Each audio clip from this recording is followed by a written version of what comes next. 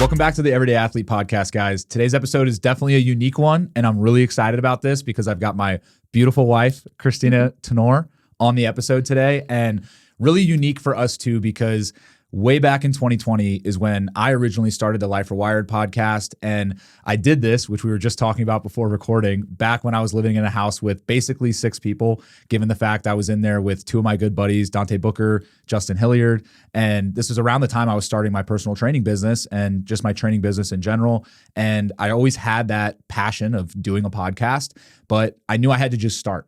And what's so cool is looking back on that to, in being in this studio we are now, it started with voice memos. Like I literally bought, and you remember this, I bought literally like a $20 mic from Amazon, and I'd go up to my room at the end of the day, at the end of a long work day, I'd plug in that, $20 Amazon mic to my MacBook computer, and I'd just sit there and rant and record. And that was how the Life Rewired podcast started. So that was the epitome of just get started. Just throw yourself in. Mm-hmm. And I think what's cool is this moment is kind of a culmination of how we've pivoted over time and got to this place we are now. And over the years, I did decide to pass the Life Rewired podcast off to Kristina. And kind of even rewinding on that story, I started it by myself. Then when Kris and I started dating and we got to know more about one another, and I was very aware of what she was doing professionally with her business and training business, working with women. And it just made sense. We were like, why don't we just do this together? Like I had you on one episode and then I'm like, let's just do this thing together. And then, we took it for a long time and we'll get into the stories on this, but eventually we decided it would be beneficial for Kristina's women that she serves and the men that I serve to, kind of break off into 2 different podcasts where Kristina would continue with Life Rewired. And then I would start this baby a couple of years ago, and we've been pushing ever since. So I'm happy to have you, Kris. Thanks for having me. Yeah, it's cool to see the evolution of the microphone voice memo to the production that Everyday Athlete does now and the guests that you've had on too. So it's cool because it was kind of a thing for us to do together and spend quality time. Like every Sunday morning we would go in the office like with the dogs and our coffee and do the podcast. This is bringing me back to that, but obviously a different level. Absolutely. Absolutely. And I think what's cool about this whole journey in our even like relationship, it really does come down to personal development. Our podcast, whether it's Life Rewired, me by myself, Life Rewired, us together, Life Rewired, you by yourself, Everyday Athlete, me by myself, like it's all that theme of personal development. And a lot of people know that listening to this podcast and listening to our Life Rewired podcast. And I think we're going to cover a lot of topics on that today. But really, I think that that's the tone of our entire, and the theme of our entire relationship is personal development. And, before we even met, we were individually working on ourselves, going through changes with our careers, going through changes with our just life and growth and learning more about ourselves. And I think that a lot of that was a phenomenal prerequisite for us like meeting and then everything kind of taking off from there. So I would love to kind of take you back to that time and reflect before we met, what were you kind of working on and focused on in your individual journey? Yeah, it's a great question. So it seems so long ago, but honestly, it's not that long ago. So right before we met, I was owning my own training business. So I did personal development in the sense of like listening to podcasts of people who were doing the same thing as me. Then I started journaling, reading PD books as part of my morning routine. And I hired my first business coach, and that's when I got serious about like doing personal development that applied to what my weak spots were, if you will. Because in the beginning, I think for everyone, personal development starts with just kind of like the basic books of like Atomic Habits, or there's certain like just exposing yourself to material of things that you want to accomplish or advice that you need to keep progressing. Yeah. So just like surrounding myself, because I was the only person I knew that was like an entrepreneur at that time. So surrounding myself with a circle of people virtually through books, podcasts, YouTube that helped me grow and better myself. And at the time I didn't know I was like preparing myself to meet you, but I was doing it obviously for my business and for myself. And I just fell in love with the concept of personal development.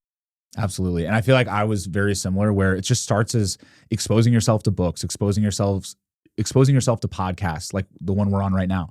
And just surrounding yourself with people that have that mindset, that have that growth mindset, that are willing to overcome challenges and work through adversity. And how did that personal development for you personally, how do you feel like that made you emotionally ready and even just ready in general for our relationship?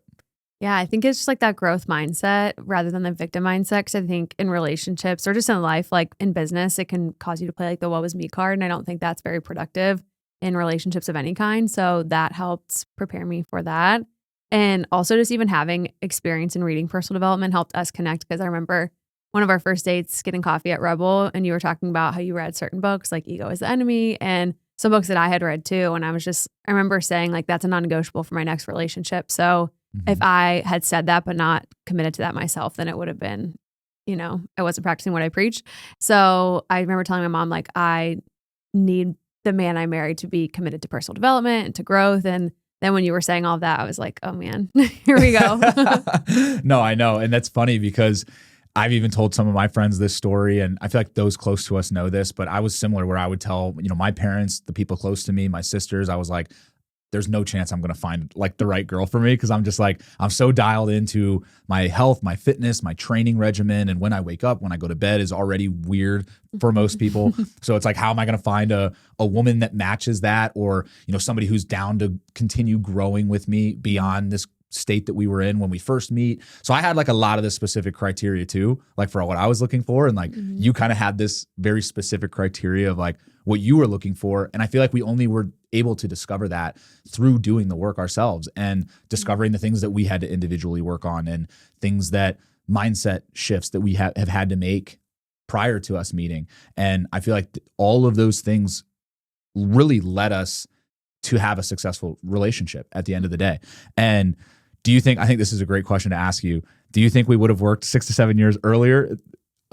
In college, no. No chance. I think we both lived very different lives, and that's good. We got that like season of life out of our system, but it's funny to think about if we had met back then.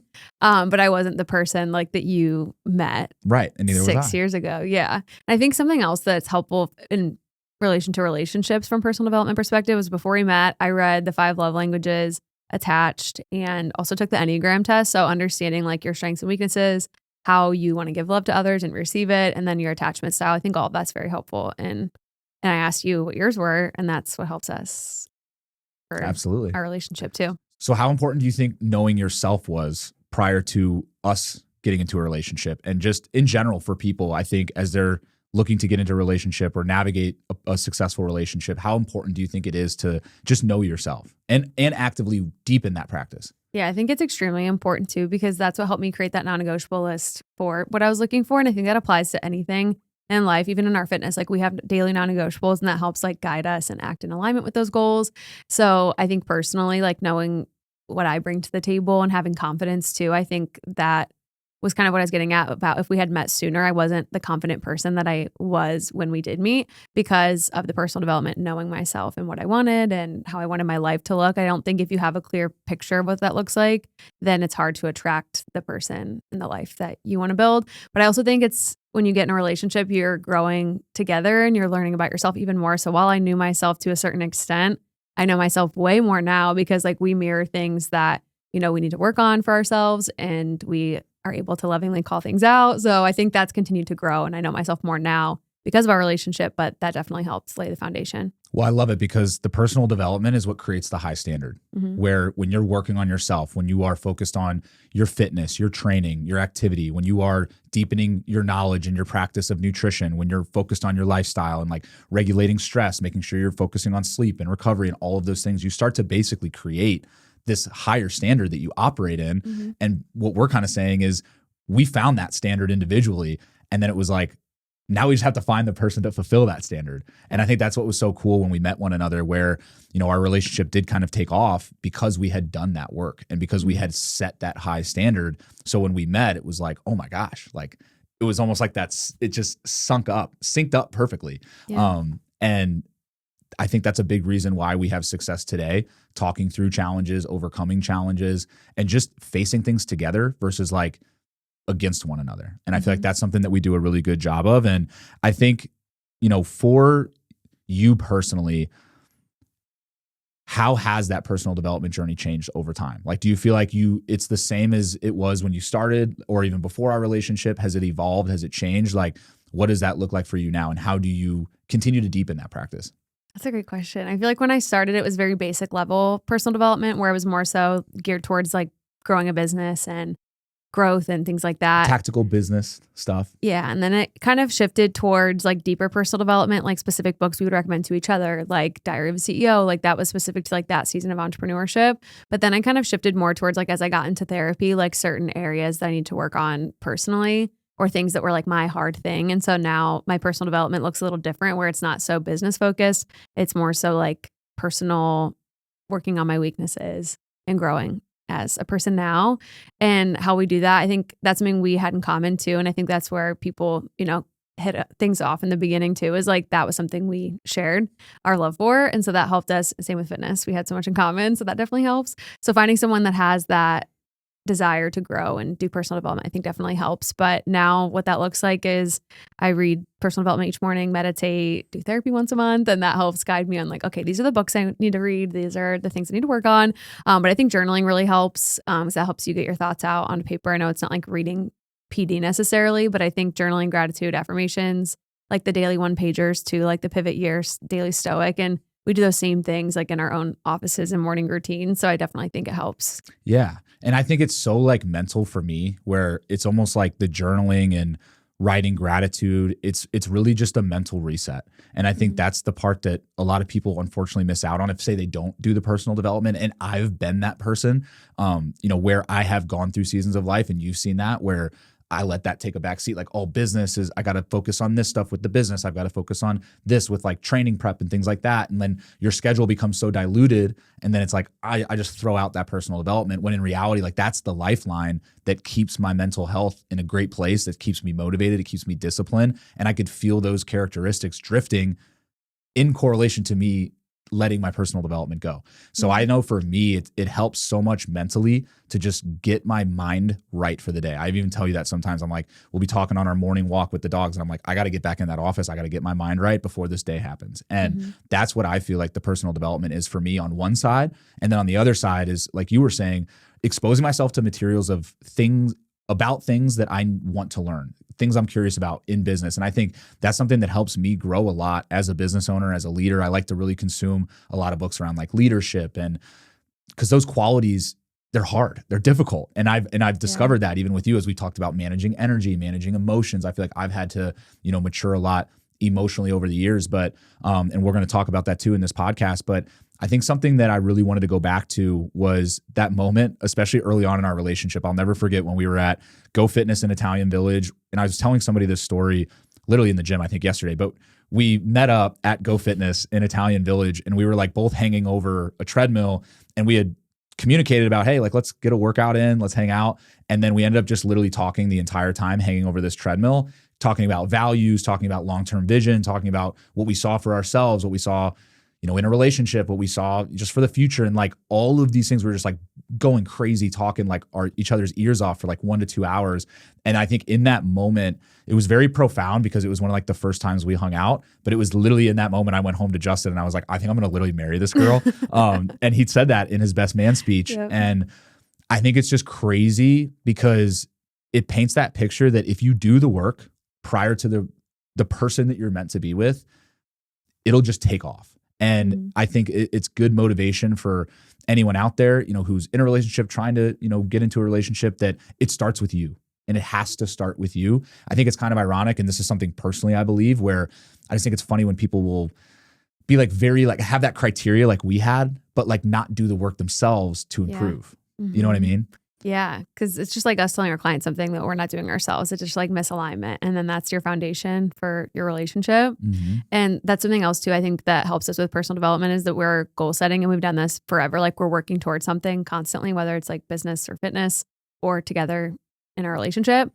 And then I've liked a vision board as part of my personal development routine in the morning. And so I'm looking at like the life we are building together, but I've had that same vision board since like 2012. So it's been building over time, but that helps me see the life we're building together and helps us work towards things together, which I definitely think that more people should do. It's like setting goals as couples and like thinking about your vision long-term. And having that alignment. And how important do you think that alignment is for like the initial part of the relationship, but also long-term? Like how important? Extremely important. Because you know you're working towards, I feel like you can just kind of get complacent. That's where I think that some relationships do fail, because someone's growing and the other person's not on the same page. 100%. And I think that's what's so powerful when you both can be like two people that are committed to that growth, because really like no challenge is going to be too challenging. You know what I mean? We're going to be able to overcome really anything when you have that strong bond. But to your point, I feel like when that starts to get out of balance, when one person is really focused on growth, the other person not so much, and then that's where like that tension arises. And that's where, you know, I joke with you, I'm like, I don't understand how opposites attract. But honestly, I say that jokingly because we are so similar, but we also have differences. And I think that's good for people to hear, because even though we share so many things that are quite literally the same or similar, there are some differences. Like we were joking the other day, you know, I like to get up and like just absolutely attack. And sometimes you're like, I like to take it slow, take it easy in the morning. And so like we have those differences, and we found that out about ourselves. And we've tried, I think, like even to match some of those things up. And it's like, no, like you just do you, let me do me, and we're good. You know what I mean? So I think it's healthy. And wouldn't you say the same? Oh yeah. I think it's something that a lot of couples can fall into, is like those same routines, but we are different in different ways. Like if someone, I think it's very different if like one of you is waking up at 4 a.m., the other one's waking up at like noon, and like, you know, but we're still waking up early, but in our own ways. And I think that helps us like live, you know, in alignment with ourselves and our personal, like there are chronotypes like on the aura too. It's like you are most productive during this time and you're more productive earlier than I am. So if I tried to fight that, and I did wake up at 4 a.m. the past few weeks and it was not for me. But also yeah, you found out. women are on like a 28-day cycle and you guys are on a daily cycle. So for me, my training, my workflow, my like rest and how I go about my day is like based on where I'm at in my cycle. And so guys don't get that, but I appreciate that I communicated to you and you're like, okay, I get it. Even though we're different, like I understand. And so you're not pressuring me to do, you know, harder workouts or to wake up earlier. So I think that those differences, you just have to communicate and understand like we are our own people, but also we have so much in common.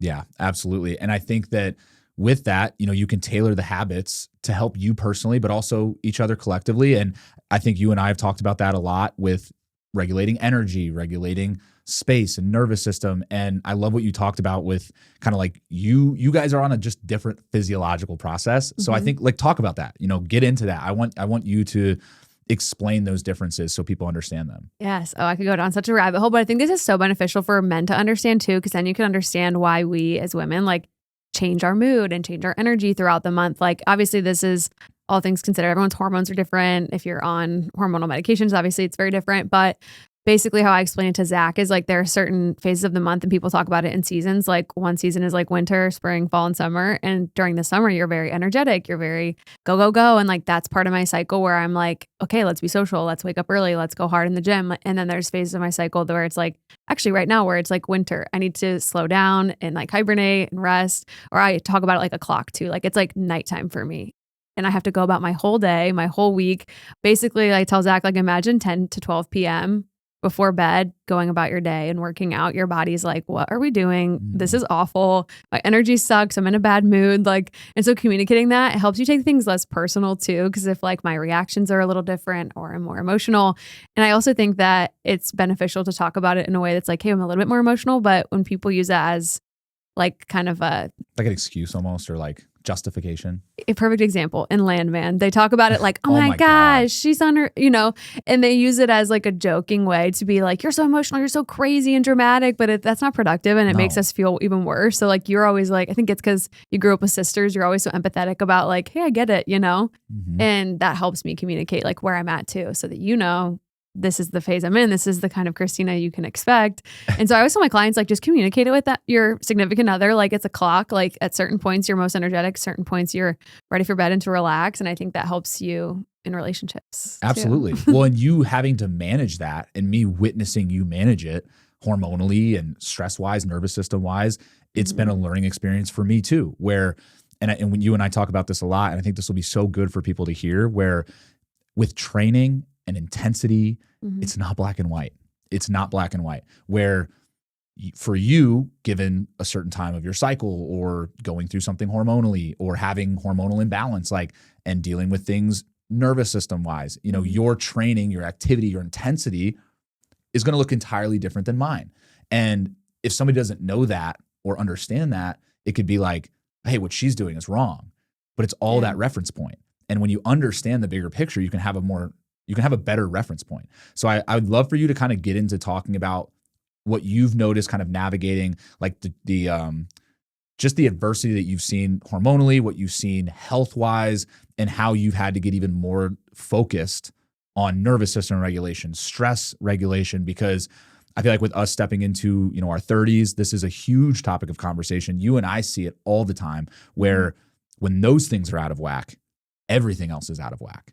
But if we can just focus on that nervous system, if we can really prioritize that sleep, that recovery, targeted, intelligent supplementation to support those efforts, we can put ourselves in a phenomenal position to be in a better place than we were.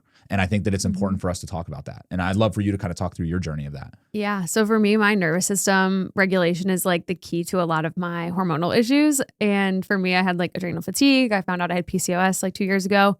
And my body's stressed. I have cyst rupture, which literally puts me in the hospital if it's that painful. Yeah, we were in the hospital. We literally called off work like New Year's Day and had to go to the hospital. So it's very inconvenient, very painful, and it's not a fun experience. So I recognize like, okay, my stress is the key driver to these symptoms. And when those symptoms are kind of taking over my body, it impacts my energy, my irritability. I just feel like not the best version of myself, super low energy. And like I show up differently in every, area of my life because of that. So that's when I, got committed to therapy, and I hired a functional coach too to work on those imbalances, because training how I used to train wasn't serving me. And for me, like pushing beyond my limits in certain phases of my cycle then caused a cyst rupture. So then I started to pick up on patterns of like, okay, I need to have this much sleep. I need to do these habits each day. I need to pull back my intensity of training. I might shift my cardio, because I like to train like an athlete as well. And it's really hard for me to override that. That's something that my therapist and coach, like having people call it out for you is important too, because they're like, everything you want to do is the opposite of what your body needs. And so you're constantly having to like override that desire to like push and go and do hard things all month long. And so that's when I started to become more aware of like, if I don't fix this, then it's going to impact my fertility. It's going to impact my energy, how my body feels, my inflammation, definitely. And it's not always perfect either. Like the past few weeks, I'm in that phase of my cycle where I am more irritable, where I am more tired, and we were waking up earlier, dysregulated nervous system, and I definitely felt it. So if you're not mindful of it, you're more irritable, you're more reactive, I guess you could say. And we get to witness each other go through those moments, and I had a little crash out the past 2 weeks. So it's not always perfect, but I'm able to catch it quickly and be like, okay, this is how I regulate it. And I have tools in my tool belt, I like to say, that help fix that and help me feel better. 100%. And that's where I was going to ask you, how did you notice, like when you were doing that half marathon prep, is that where you like noticed some of this as well? Yeah. So at the tail end of my half marathon prep, so not my most recent cyst, but the one before that ruptured. And it was because I was running 3 days a week and lifting 3 days a week. And I'm like, hey, I have 6 days of training. I'm going to do 6 days of training. So I was kind of overriding, and I still watched my aura. I listened to my body and like the intensity, like I would scale back like the intensity of the run and the intensity of my lifts, but it was still 6 days of training was just too much for me. So that's when I started to recognize like I need to shift. And you helped me shift previously, going from like 4 days of lifting upper lower, because I also have a chronic back injury. I've got lots going on in my late 20s, early 30s. So then I shifted to 3 days of training, loved that. But then I recognized like, hey, running and the stress on my body, like I'm just more sensitive to stress with PCOS. And that stress then changes my blood sugar. That blood sugar then drives all my symptoms. So for me, I was like, is running something I love so much that I'm willing to feel like this? And that's not the case for everyone. That's just, I'm very sensitive to stress and inflammation. So that's when I changed my running to incline walking, and where I changed my lifting, where I was doing like 7, 8, 9, 10, like RPE throughout a training block, to just like more of like an 8 out of 10 RPE. Like I don't really push towards 10 out of 10 that often. And it is kind of hard because I want to work. That's intentional. Yes. And it's really hard. I was talking about this on Life Rewired yesterday about my 2026 goals. I'm like, this is the first time I don't have a physical goal of like a strength or like endurance-based goal of a race or an event. And that's kind of hard for me, but that's what's productive in this season. Like how I'm kind of gauging things now is like, by me training in this way and doing zone 2 cardio with an incline walk, I'm noticing like my inflammation is down, my symptoms are better, my blood sugar is constantly regulated. And to me, what I'm working for now is optimal blood markers, no cysts rupturing, and just like optimal health. And like I have certain metrics that I track for that. So it's kind of caused me to shift gears in my fitness journey. And I think in our 30s too, a lot of people can relate to that. If you're in like a gut healing or hormone healing, your fitness is going to look different than your significant other or even your old self. And sometimes that's hard to accept, but it's worth it. No, and this is an extremely strong topic because, I mean, there's just so much to pull out of this. But you and I have talked about this, like you doing a lower intensity incline walk is quite literally the same on your nervous system as like me doing a low intensity run.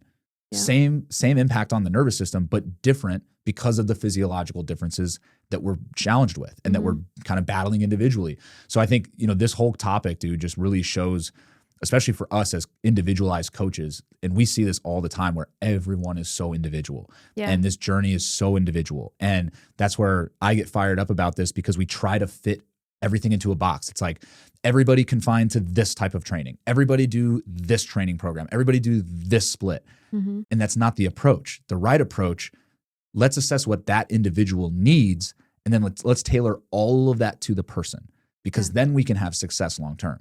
And I love what you said there just about like really having to balance like the stress and the nervous system, because this is what I think most of us, I think just in general, but especially as we get older, we are all stressed as hell. And what a lot of people don't think about is training stress is stress. Yeah. And this is something we have to teach people.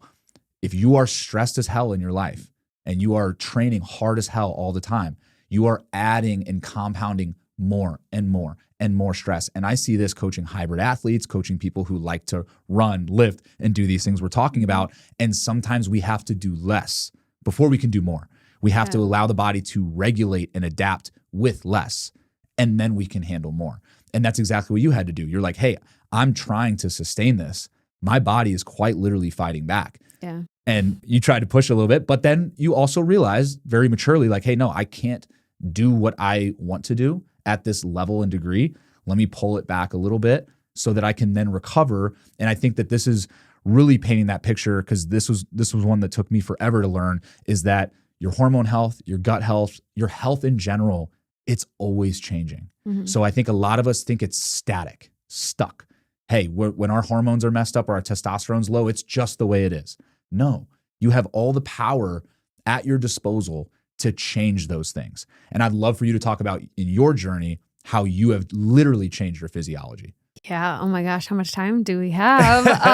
After a lot of testing and a lot of money and investments, it's been a journey for sure. But you invested in your health. And I mean, I do remember that. I mean, it was expensive, and it's expensive. It is. And I don't think for most people it's going to take as long as it took me, because I didn't know I had PCOS for so long. I was on hormonal birth control like 15 years of my life, and most women are. And then those symptoms all kind of come up after you come off of it. So then you're in your late 20s, early 30s, and you're like kind of at square one with figuring out what the root cause of like why you had to go on that at 11 years old was. And for me, it was PCOS. So I started doing testing, like saliva testing, a Dutch test, a gut test. And then I started tracking my blood sugar. I tracked my blood sugar every day for like 10 months straight with my functional coach. And that really opened my eyes to the fact that your metabolic health, like your blood work and your data from a blood sugar perspective, is way more insightful than I ever thought. And then that helped build a foundation for my hormones and gut to heal. And even just some of the basics too, like fiber. Like that was something for me, like with PCOS, I was kind of skating by with the recommendation of 25 grams minimum for women. And when I started to drive it up higher, my body composition improved, my energy improved, my blood sugar markers improved. And just to give reference too for blood sugar, most people waking up, like optimal ranges are like 85 to like 95, I would say. That's even like on the higher end. Mine were like over 100 every single day. And then when I was stressed or after a meal, it would stay high, like in the 150s. And then your body's not going to process glycogen and carbohydrates like it should. Then you're going to have inflammation. You're going to have negative body composition showing up. And it's all tied to that. Yeah. And once I learned that and committed myself to getting into optimal ranges, like everything changed for me. And then I realized on days where I needed recovery or my like readiness was low, my blood sugar numbers were higher. So then I was like, okay, now training also has a huge role to play too, where maybe I need another rest day instead of a training session, where if you're struggling body composition wise or you want to see progress, you're like, no, I'll work out rather than take a rest day. So you will be leaner after that rest day. And you are proof of that. I feel like every time you take a rest day, you're like, look we can tell visibly. But also something that helped too is like in the morning, if I woke up stressed or I was on my phone, my blood sugar numbers were higher. So it helped me understand which habits and like I needed to protect my nervous system. Like it's my job and like you witness it. Like I have to really, and it's not easy to do, but really regulate it, because to me it's not worth it to have those high numbers or to have the symptoms that I have from that. So I obviously supplement, diet, nutrition or training, nutrition, all of it plays such a huge role, but also habits like meditation and boundaries with your phone, social media. And us being entrepreneurs, like that's hard to do. Extremely. It's extremely hard to set boundaries. It's extremely hard to manage energy. Kristina used to say this. She used to always be like, I have to manage my energy. I can't focus on that right now because like I'm focused on this right now. And I used to like in my mind, I just never really understood it. I was just like, wait a minute. What does she mean? Like, what is like, I just got to get this shit done. And you know what I mean? And then I remember I hit a wall myself where, you know, I was stressed the hell out. I was juggling a lot of things with business and life and all of this. And I was experiencing similar stuff where negative ramifications on hormones, lower testosterone levels, like negative body composition changes. And it's all sourced back to that stress and the nervous system and letting it go unregulated and not putting the tools in place to actually focus on it. And then I told you recently, I'm like, now I know what you meant by that.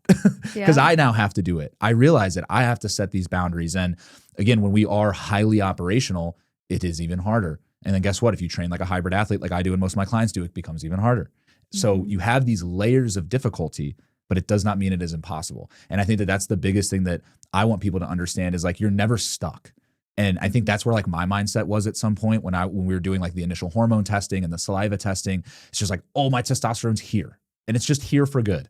But it's like, no, how you change your habits, how you regulate the nervous system will literally change your physiology. And I think what you said there was really big where, and we see this coaching people and it's a very complex topic and I want to get into it with like fat loss, especially.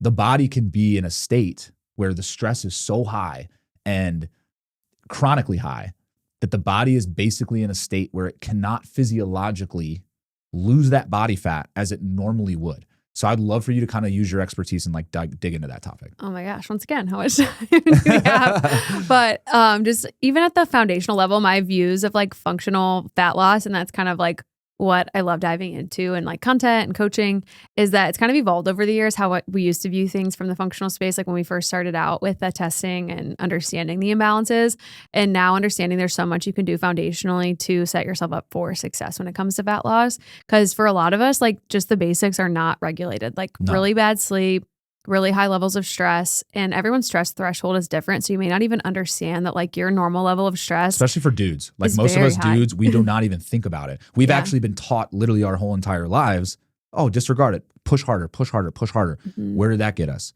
Low testosterone, overweight, negative body composition, low energy in our 30s to 40s. Like we know the cause. Yeah. And it's like a compound effect over time. And then you wake up one day and you're like, okay, where do I go from here? Something I've learned too with just blood sugar regulation is like when your blood sugar drops, a lot of people, when they work a busy lifestyle, remember when we met too, like you'd fast throughout the day. And when you're working a stressful job, you're drinking caffeine, you're training fasted, then your blood sugar drops. And when your blood sugar drops, your cortisol elevates. And when that cortisol is elevated and you're on this like roller coaster of blood sugar and cortisol, it literally is a breeding ground for like fat loss resistance or weight loss resistance. And then you also, on top of that, that all leads to inflammation. And typical American diet is we eat inflammatory foods, we don't hydrate enough, and we're drinking alcohol, getting poor sleep. That impacts training. So it all just connects. Cascades.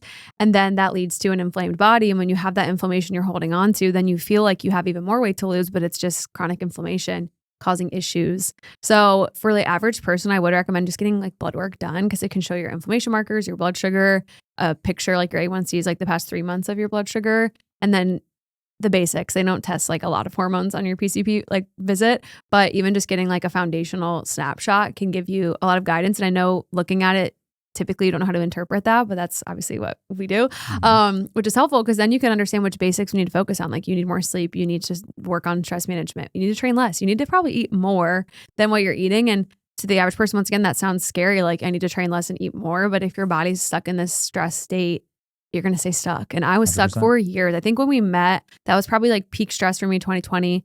Then I was going through like a lot of hormonal changes then. And I look back at pictures and I was just like holding on to so much inflammation, working out. What did our diet look like back then? Oh my gosh. Well, a lot of alcohol. Yes, that. Processed foods. And the fasting though. Oh yeah. We were both like fasting, eating high fat, lower carb too. Because we thought that's what worked for us, but really it was. And now we know carbs literally help us regulate cortisol and stress, and eating and consistent feeding will help you regulate stress levels, regulate cortisol. So it's like And that's why I'm not here to like shame on fasting, because it can be a helpful tool. We will utilize it even in ourselves at different times, like throughout our journey, throughout our day-to-day, but it's not something we do every single day. But what ends up happening in the health and fitness space is these strategies like intermittent fasting, they become popular and then they become the norm and the standard. But it's not necessarily for everyone. And what we see coaching individuals is many people go from fasting, what starts as intermittent fasting turns into chronic undereating, chronic overeating on the weekends, and then we're trying to undereat on the weekdays to overcompensate for the overconsumption on the weekends. And then we, again, add to that stress, add to that inflammation. And the solution is getting back to a similar frequency of meals and consistency where you are just getting your basic, watch this, breakfast, lunch, and dinner. And then if we want to lose body fat or we want to manipulate calories, all we have to do is control total calories for the day instead of eliminating an entire meal, which is then going to cause a disruption in these areas that we're talking about with cortisol, with potential gut health issues. So it's very important to stay fueled. That doesn't mean we can't be strategic with that quantity still. So maybe talk through some of those strategies that you like to utilize when you see a client in that state. How do you work to get them out of it? Great question. And I was going to say the ultimate thing as you were listing off like that trajectory of imbalance is like our body just wants to feel safe at the end of the day. And that's where your body gets into rest and digest and your nervous system's regulated and your body then starts responding. And that's kind of the state that I feel like I'm in right now since like pulling back my training and making adjustments. While like these cyst rupturing are negative, they teach me a lot and I'm like, something has to change. And when I change it, my body responds. And I'm like, how cool is it when your body works with you? And it's taken me, this long, like I'm turning 33 this year. I've been coaching for almost a decade, but our body changes over time. Our environment changes, circumstances, hormones, and everyone is the same in that way that it's going to change and evolve. So I think taking like a custom approach is important, but the basics that I see that hold people back, I will say, to help get you out of that is just consistency, like that spectrum of like under eating and then overeating or undersleeping and then catching up on sleep on, 1 or 2 days a week. It's just like your body thrives in a state of like, doesn't have to be perfect, but like a state, just rhythmic, a calorie range, a protein range. It doesn't have to be spot on or perfect every day. I always say like 70 to 80% consistency of ranges of sleep, 7 to 9 hours of steps, like 8 to 10K, hydration, like 90 to 120 ounces. Everyone's different, but like the water, sleep, like the basics are so important.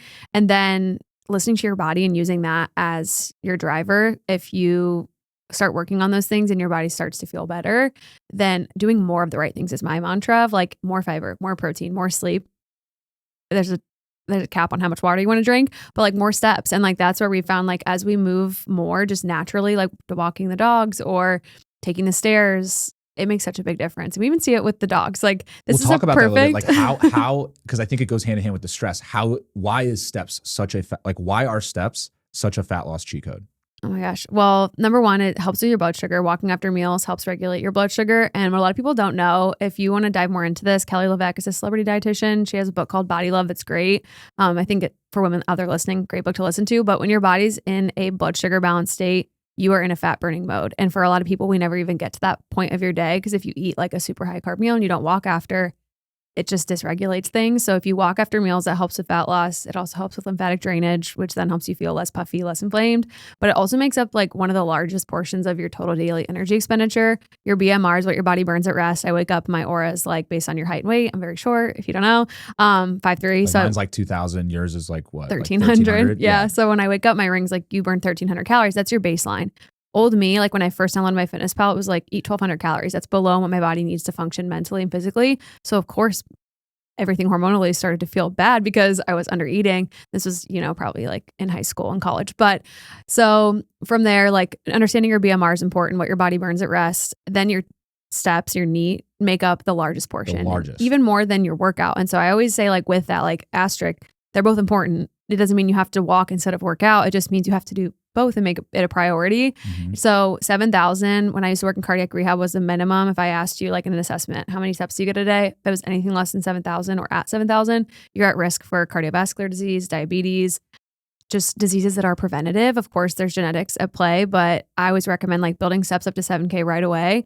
And then look at the data too. Like on the Aura, on the days I don't hit my step goal, for me, it's 10K. Caloric expenditure is significant difference. Like 1,000 calorie difference. So I use that data too for clients. I'm like, look at the days when you hit your step goal. Activity trackers are not 100% spot on, but it just shows the variability in your output.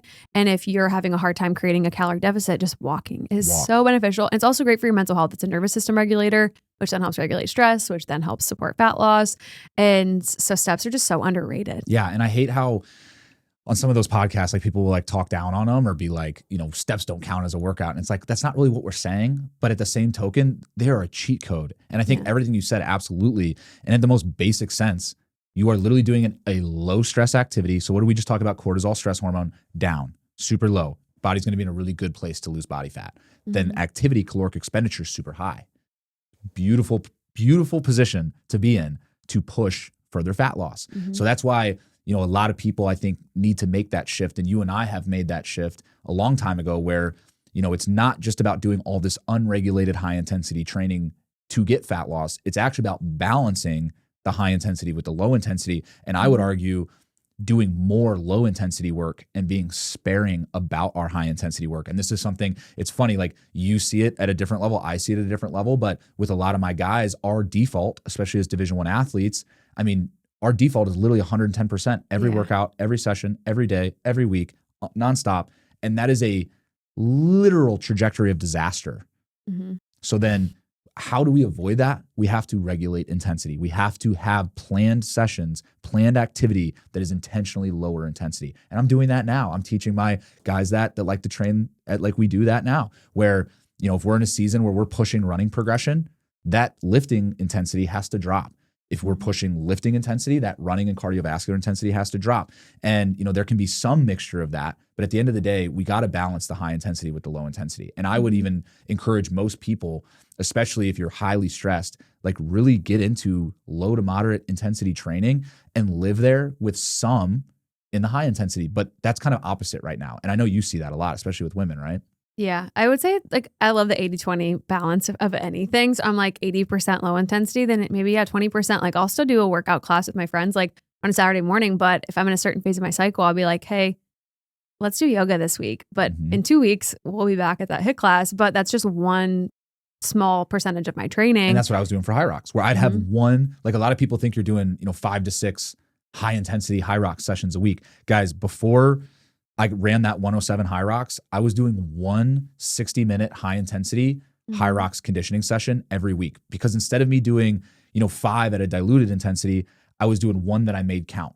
And I knew that like my body could only recover from like truly like 1 hour of anaerobic hard conditioning. Like I can only do one of those without ruining my stress, my hormones, my recovery, body composition. Cause I have seen it. And I think that's what you and I have talked about that a lot, even as coaches, where, you know, we are not like genetic freaks. So it's like, we feel and see everything. So when I'm stressed, you will see it on my body. When I'm regulating that stress, I will look leaner. So that's just, I just want to keep revisiting that topic of like, we're not stuck. These things are ever changing and we have complete power to change them at any time with our habits. Yeah. And I think it's important too to listen to how you feel after a training session. It's normal to feel fatigued after like a high intensity, like high rock session. But something I've noticed with shifting my training is like, I don't feel drained for my day. Like I feel more energetic because I'm not wasting all of my energy. Dude, you feel better on that session after those low intensity sessions. Yeah. And I feel like I look forward to it. I want to train more often because I'm like at the lower intensity, I feel so good. I feel clear headed. I don't feel like, oh my gosh, like I remember doing some HIIT back when I was at the peak of my hormone imbalance and I'd have to lay on the couch even after like long runs on Saturdays for a half marathon training, I'd have to lay on the couch all day because I was like every ounce of energy I had, like my nervous system was absolutely fried. 100%. And dude, I think with that topic of balance, I love that topic because it's thrown around so much. We hear it all the time. I know your brand built in balance, but I love it because I believe in balance. I think balance is extremely underrated. I think all or nothing is easy. I think balance is extremely hard. I think it's really easy to be all in, all extreme, or all out, not doing anything. I think it's extremely hard to do what we're talking about, where you actually, in your mind, can sit with the fact that, hey, it's okay for me to do low intensity training as well as high intensity training. It's okay for me to be super dialed with my nutrition, but also have, 5 to 10% flexibility and live my life like a human. And I think that balance is so crucial, but it is nonetheless hard to achieve. So how have you found balance in your life? Yeah. Yeah. I guess it's my mantra all the time. It's just that balanced lifestyle. And I see some coaches too say like balance isn't real, but I do think that it's all relative. Like It's all relative. It's a sliding scale too. It ebbs and flows. Your balance is different. Like mine's different than yours. Like whether that's my 80-20 style of eating, my amount of high intensity, low intensity training. So I think for everyone, you have to get clear on like what's most important to you. And that balance comes from that. So to me, my symptoms and reducing that, like my goals are my why. And I think having a strong why is also important to create balance. And let's just talk about fitness, if you will. Balance in all areas of life is a little bit different. But for my fitness, I'm like my 80% whole foods, like manage my symptoms, help me feel good. But that 20%, like I still want to go and have a drink with friends. I still want to go on vacation and try fun foods and eat dessert. And obviously I'm gluten-free, dairy-free. So like that's all, unique to me. But I think that's important because that's how you have to build a sustainable lifestyle. It's not sustainable for me. I used to love black and white, like all or nothing. And that got me nowhere because I'd be quote unquote good for a certain period of time. And then I'd go off the rails and then go back. And it just kept me in the same body composition, stuck and not feeling good because I was just frustrated about not feeling like it was sustainable long term. So I think balance with nutrition, that 80-20 is a good sweet spot. It took me a long time to figure it out. I feel like when I met you was when I was trying to figure out balance. That's why I named my company Built in Balance, because when I competed, it built a really negative relationship with training, nutrition, and just my views on like everything. Cause it was like in season, off season. Like when I was off season, I was eating whatever I wanted, wasn't tracking macros. I was not living a healthy lifestyle at all. And then when I started prepping for my shows, then I was 100% like no drinking, no whole or soul foods. And I was super committed. So it was hard for me to break that cycle. And so it took like, honestly, a lot of self-auditing, a lot of self-reflection, and just realignment over the years. And then I feel like when we met, I had a little bit more figured out. Now I have way more figured out. So that evolves and changes over time. But balancing like your life as a whole, I think like you're never going to be like 100% just like equilibrium, perfect. Balanced and perfect. It's just not going to happen. Like the wheel of life. I know we've like talked about that before, where you like rank your life. It's like in little pie charts, like 0 to 10. And it's never like 10 out of 10 in every area. Even though like I preach balance, like I don't have it all figured out. Like there's certain areas that I've been like crushing it in business, and I look at my friend category and I'm like, I'm not making enough time for that area that's really important to me. That's where you feel misaligned. Like when you feel frustrated or like something's out of alignment, it's because there's priorities that you're not focusing on that are very important to you deep down. Like even, in entrepreneurship, like I can work from home and like be isolated, but like I light up around other people. I love to surround myself in community. So that's something where we'll be able to call each other out on, like where you'll be like, hey, maybe you should go and work at a coffee shop or like come into the gym and, stay for a little bit. So that helps me feel balanced in not just my work, but like in filling up your cup, which is very important too. So everyone's balance is going to look different. I did an episode recently on like the spectrum of balance. Like on one end, you're all in, on one end, you're all out. And when we go through chaotic seasons, I let myself like, it's like a dimmer switch, like turn it down a little and reduce my expectations. So in like last summer, we were just like going through a lot. I'm like, hey, I'm going to work out 2 to 3 days a week. They're going to be a half hour. They're not going to be my full workouts. I'm going to walk on our walking pad at home because I couldn't go on like walks outside, and just things look different, and accepting that and knowing like this is temporary and I'm going to be able to turn the dial back up when things slow down. I think understanding different seasons have different, reasons and situations, and being able to understand like, hey, if it doesn't feel like it did previously in my balanced realm, I have to be able to pivot and readjust and come back to that. 100%. Use it as like a compass kind of. Yeah. And it is a spectrum. And I like to think of it that way too. I'll tell my clients that where, we have one extreme where we're, quite literally just doing nothing to push toward our goals. And then we have like the extreme of like, we are literally doing everything possible and just extremely focused and Terminator style, crushing through it. And there's a massive spectrum in between that. And same thing with like diet, where it's like, completely off the rails, eating a bunch of processed stuff, or like 100% clean, never eating anything processed, never drinking alcohol. And you have a massive spectrum in between that. And what I would encourage you guys to do is find where you lie on that spectrum. I always tell my guys and the people that I work with where, you kind of have to discover how much flexibility can you instill to enjoy your life, but also get to the results that you want. And if you're not getting to the results that you want, you need to reflect on that balance. Is it a little bit imbalanced? Am I focusing too much on the wrong things? And do I need to pivot and change those priorities and realign them to make sure that I'm progressing in the direction of my goals? And I think that self-auditing and that self-awareness That's why we did a podcast about it forever ago about self-awareness being your superpower, because it is the thing where you can identify where you're falling short, because we are the only ones that can break the loop. And I was talking about that even recently with a client where, I'm very attention to detail focused. I am on top of my game. Like, this about me. But when stress is extremely high, when you're getting spread in a bunch of different directions and you're taking on more than you've ever had to manage, it's very easy to dilute that focus or dilute that quality, dilute that energy. But it's like, at the end of the day, I can't. Like, I have to still show up and really be the best version of myself.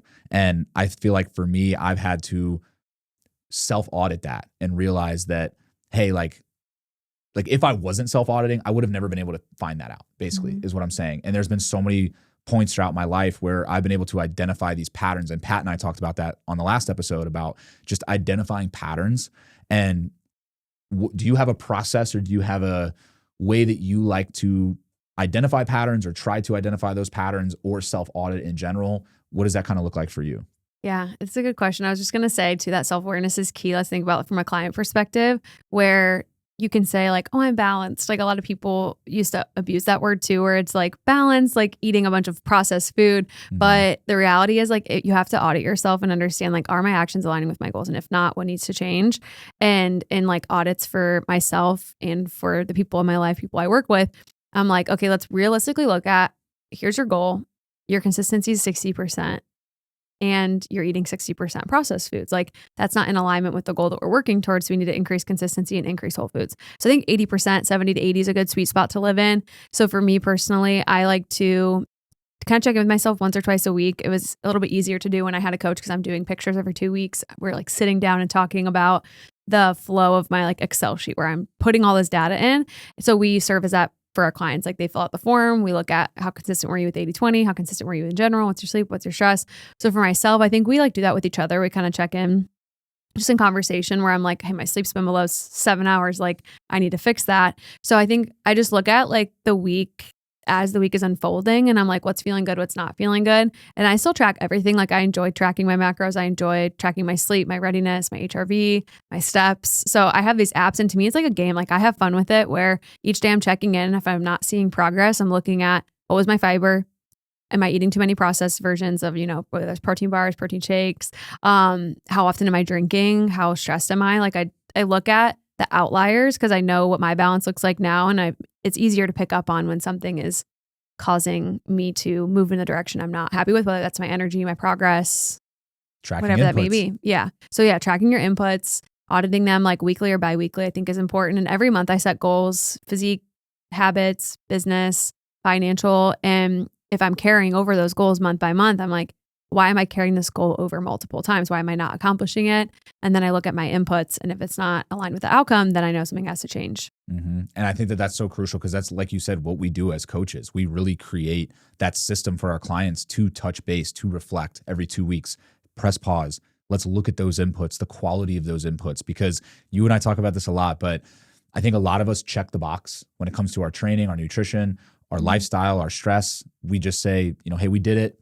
But we didn't really go deep, but we just did it. So we checked the box. And then we're like, why are we not seeing progress or results? But what you and I have found as coaches, personally in our own individual journeys, but then coaching people, is that if you are not where you want to be, or you are hitting a wall, it's usually because you're not going deep enough in one or all three of those lanes. And I see that a lot just in general, where people will, it's just the old adage of, it's not working. Like, the training isn't working. The calorie deficit isn't working. It's like, dude, all of these things work. You're probably just still stuck at the surface. Yes. The intentional inputs are what's going to lead to the outcome. And if you're not being intentional or even focusing on the inputs, then you're going to be stuck and frustrated. And that's where you can give up on these things that are important to you. Yeah. And I've had literally clients, we talked about steps where, they're tracking their calories and their macros. They are training consistently. They are regulating stress and getting good sleep.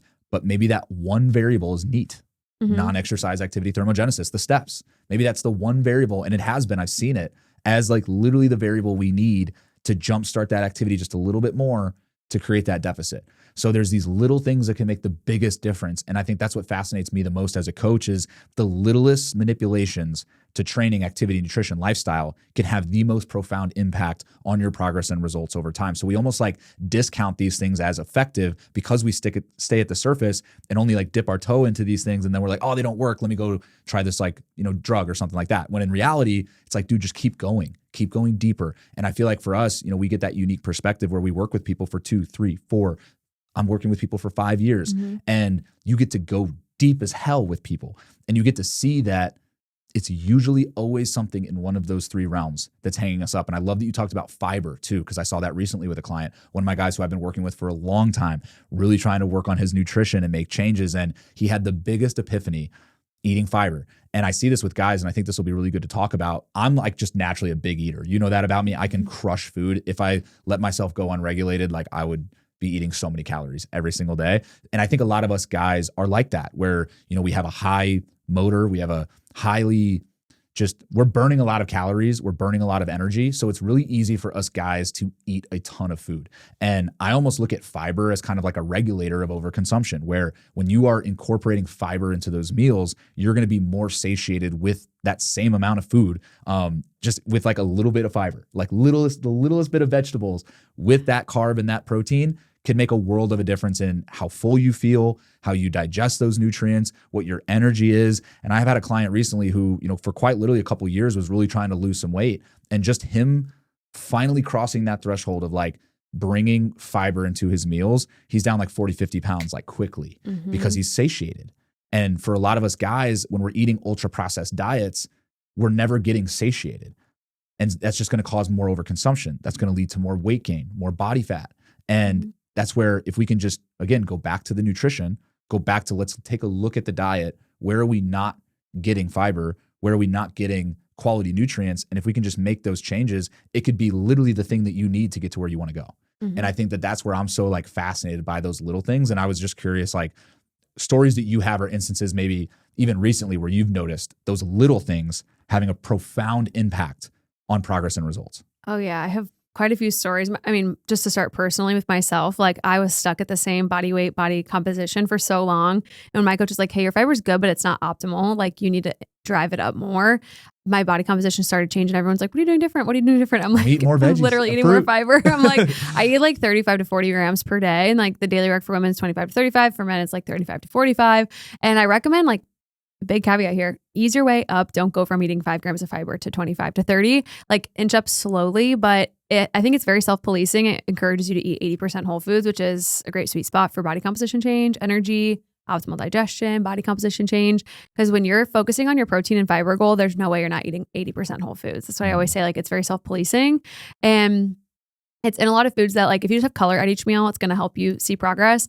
So I always say like protein and color at every single meal, look at your fiber on a weekly average and aim for that 25 to 35. And the conscious like moments I've seen with clients recently is this one of my favorite ones where I've seen in like 1 week as I've been pushing like fiber, giving resources, I hit a new low weigh-in and I exceeded my fiber.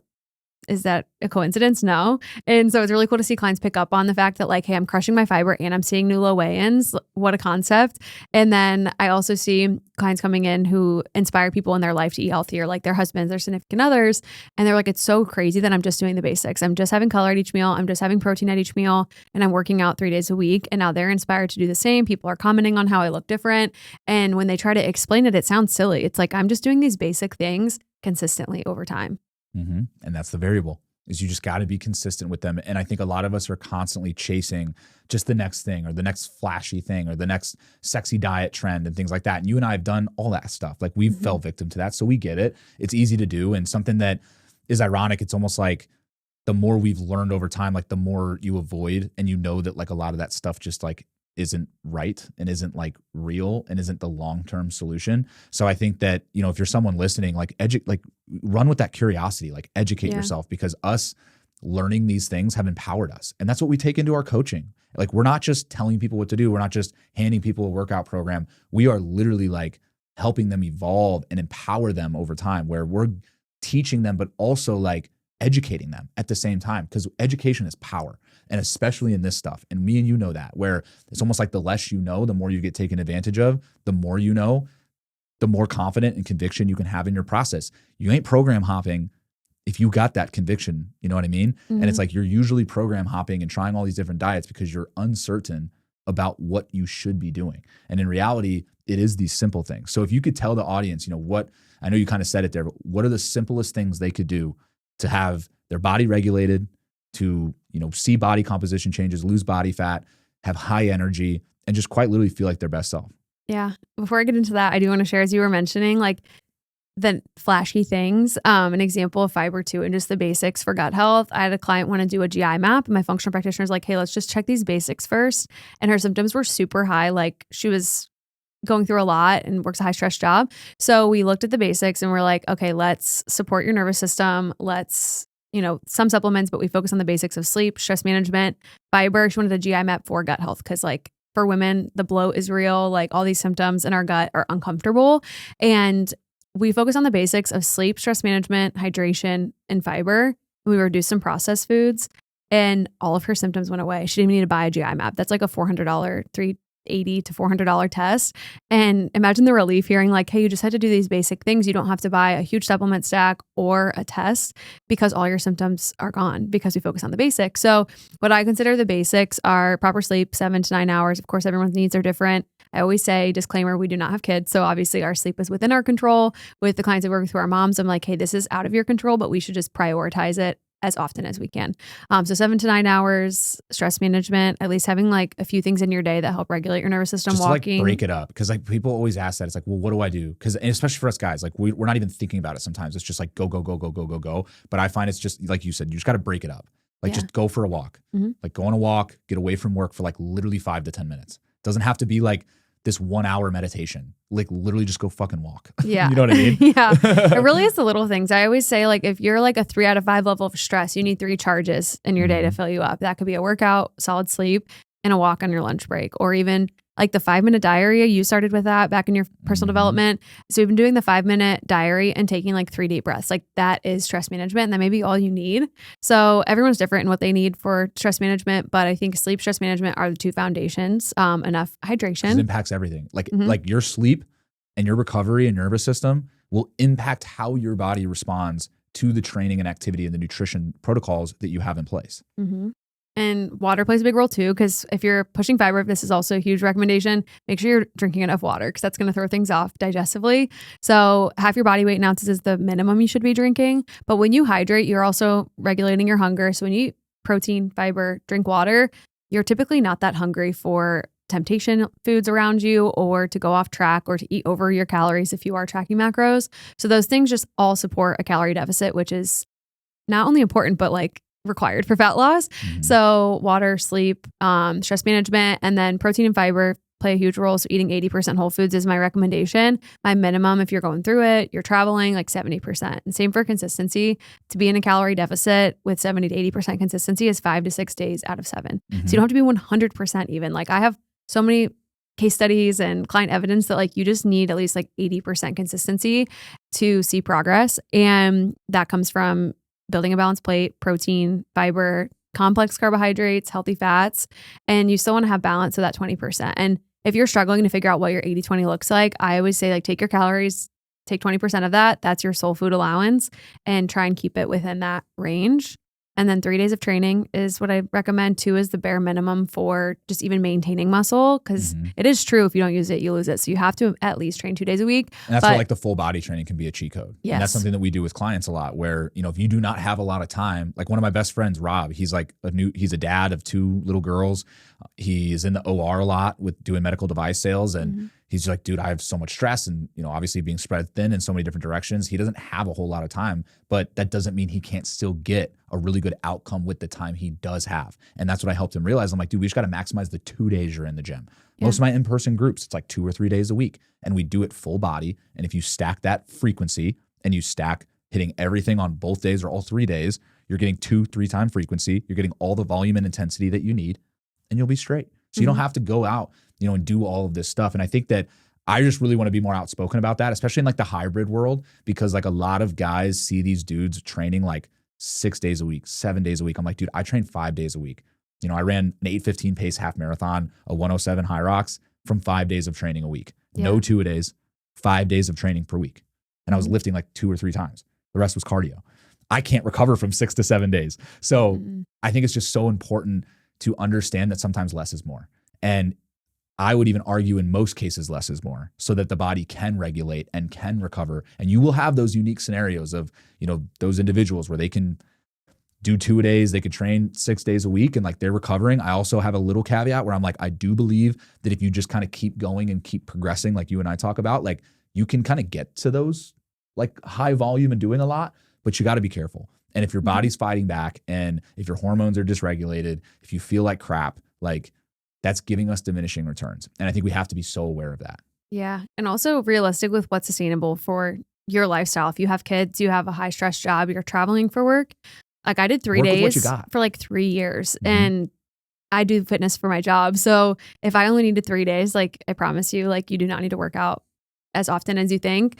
So I think finding a program that like, you know, fits your lifestyle, the time frame you can work out is, you know, very important, but then also getting your steps in those other days of the week. So if you're trying to lose body fat and you work a very sedentary job, I also always give the example that like I work at a computer all day long. So I work a sedentary job, but even just the dog walks, like we take 4 dog walks a day and I walk on the treadmill for like 10 to 15 minutes after my workout. And you're probably like 15,000 steps.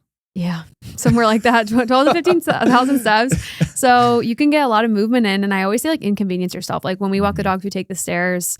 When we got lazy and took the elevator, Marvel started to gain weight. So it's proof that like your output and input, her food stayed the same, her output dropped in the colder months. So then we're like, okay, we have to take the stairs and it benefits us as well. So like do it for yourself and for your fur babies too. But just inconvenience yourself, like take laps around the apartment. Like you can hit your steps. I know it's hard and I know it's cold. Especially in the winter. And that's something that I'm seeing. I was joking with Kristina actually, like I'm on this like kind of post high rocks phase where I'm just doing a lot of like low intensity mileage stacked with my lifting. So I'm not really like pushing the running intensity. I'm just getting like, you know, 3 to 4 low intensity miles on my 4 sessions a week. And dude, literally just me doing that is like the same steps I have in the summertime. Yeah. So that's honestly like how I got into running. I told that story even on a previous podcast, but like I literally kind of stumbled into it by just like, I need steps, dude. Like my activity is non-existent in the winter. Yeah. And that's what happens to a lot of my clients. Like they're just like, hey man, like, could I just do like a little like low intensity run? Like instead of like just a walk it. I'm like, yeah, absolutely. Now pay attention to the body, the recovery, how it feels, all those things. But like, yeah, why not? You know what I mean? Just get more steps in a smaller time frame if you're busy. And we also have walking pads. So even pulling it out into the living room while you watch a show, like I'll do that sometimes and it helps to hit your step goal. So I think for fat loss and just the foundations, I did a post recently on like, honestly, what it takes is like the right mindset. Like you can't have the all or nothing mindset. You have to have the 1% better mentality that something is better than nothing. Like even today, like we have a lot in the agenda. I worked out, I did a 30-minute lift and walked in the treadmill for 10 minutes. So that's better than nothing. It wasn't my complete workout, but I got a workout in and I got that movement in. And then also you have to have the solutions versus excuses mentality. So when it's cold or below zero, instead of saying, hey, it's cold, I can't hit my steps, like, hey, I can pace around the island of my apartment or take the stairs and make it happen. And it doesn't have to be an everyday thing, but you also have to understand if your goals are important to you, we have to be at least 80%, 70% consistent. And that solutions versus excuses mentality, I think is honestly a big key in losing body fat.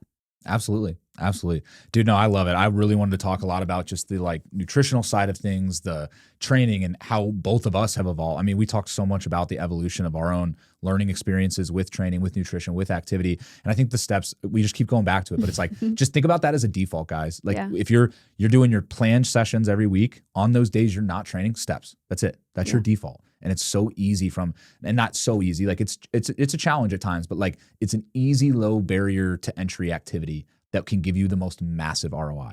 And I think, you know, as we kind of close this thing out, I just think a lot of this conversation, it really hits that theme of just being open to continual growth, being open to, hey, I don't have it all figured out. I'm still learning. I mean, you're 10 years into this. I'm 6 years into, you know, owning and operating and doing this business. And we're still learning and we're still going deeper. And I literally was texting a client about that yesterday, where he's been with me a long time, like 3 years, and he's just been like pushing and pushing deeper and deeper and deeper. And I was telling him that, I'm like, dude, like the deeper you go, the better the results you get, the more knowledge and education you acquire, which is just going to empower you further. So to anybody out there who feels stuck at the surface, or you're, kind of been inconsistent with those things, like just commit to those basics, and you can always progress and go deeper within them and change them and try new things and make it more advanced. But just start with those basics. Start with the fundamentals of your 2 to 3 strength sessions a week, nice and mixed. If you really want to get creative with like strength, muscle focus, and maybe some cardio, depending on what you're doing, but then just steps, and then focusing on those basic diet principles will take you so far. And then when you get there, just keep going. Mm-hmm. You know what I mean? And make sure your mindset's in the right place so you can keep those results. So that's why the personal development piece is so important.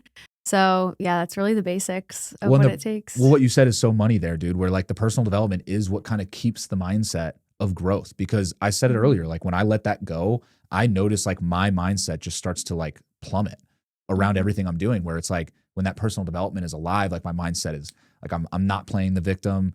I'm not letting the ego take over. I'm regulated. I'm focused. I have clarity. And I think that's honestly what helps us in our relationship a lot. And that's probably something that I am most like proud of, with how we've grown over time, is like, we're never in competition. Like it's never like a me versus you thing or you versus me thing. Like we are constantly just like in this journey together. And I think that, I just want that. I would love to see more individuals experience that out there, where, do the personal development for yourself, get clear on you first. And then that journey doesn't stop. Like we're not sitting here saying we're perfect. Like we're going to keep doing those individual practices, but that will lead to a powerful, strong bond when you find the right person. And like, I think that's what makes this so special, and why I'm so grateful for us finding one another back in 2020. And I mean, dude, sky's the limit. We're just getting started. You know what I mean? Right. Yeah. Lots more to come. But I think when you have that commitment to yourself and to this lifestyle, I think being a student of life is so important, because we're learning about ourselves. Personal development, the curiosity you have has taken you so far in business and research and programming, in our relationship too. So I think that all of that plays a big role in the success in your relationships, your job, your fitness.